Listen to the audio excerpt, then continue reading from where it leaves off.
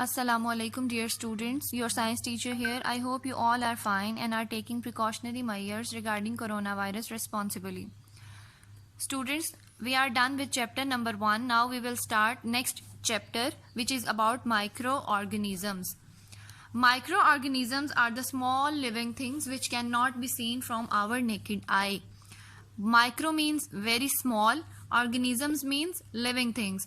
The living things which are very small and cannot be seen with the naked eye are called as microorganisms, and we use a special instrument to see these microorganisms which is called as microscope, and we have studied microscope in detail in unit number 1. There are 3 types of microorganisms: bacteria, fungi, viruses. Bacteria is the vast group of microorganisms. They are of single-celled. Their body is composed of only one cell. They are of different shapes and different sizes as well. Some of them are harmful by causing different diseases like food poisoning, pneumonia, tuberculosis, etc. But many of them are beneficial for us. Next are the fungi. Fungi cannot make their own food. They absorb food from the source they are growing on, or the material on which they grow. They absorb their food from that material. Some fungi grow and feed on dead material, while others feed on living plants and animals. Most fungi are harmless, but some causes diseases in plants and humans. Next group are the viruses. Viruses are the smallest of all microorganisms, and this group is poisonous. All viruses are poisonous. They causes diseases in different organisms. The word virus means poison. They are always harmful for the living things as they cause diseases in humans, animals, plants and other organisms. And nowadays we are afraid of one virus which is called as coronavirus, and that virus also fall in this category.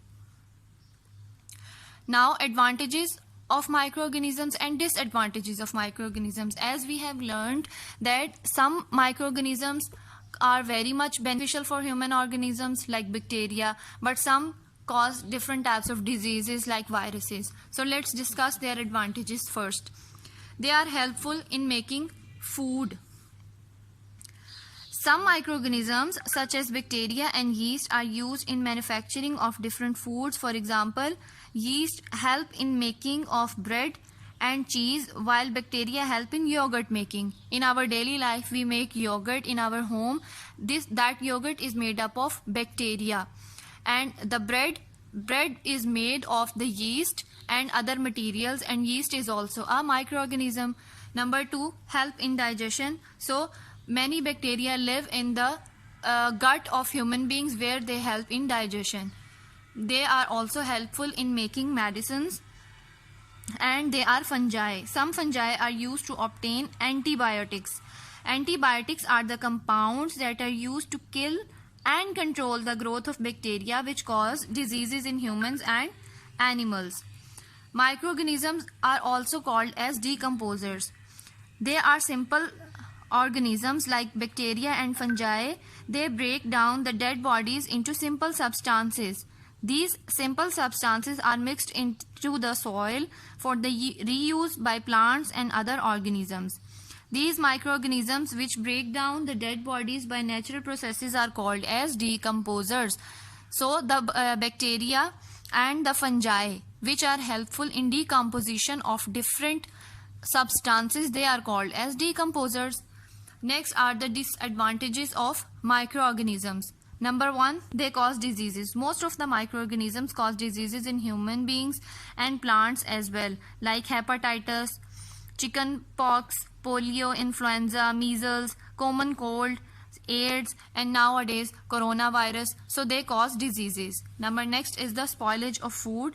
Some microorganisms spoil food by growing in it or make it unfit for the human use.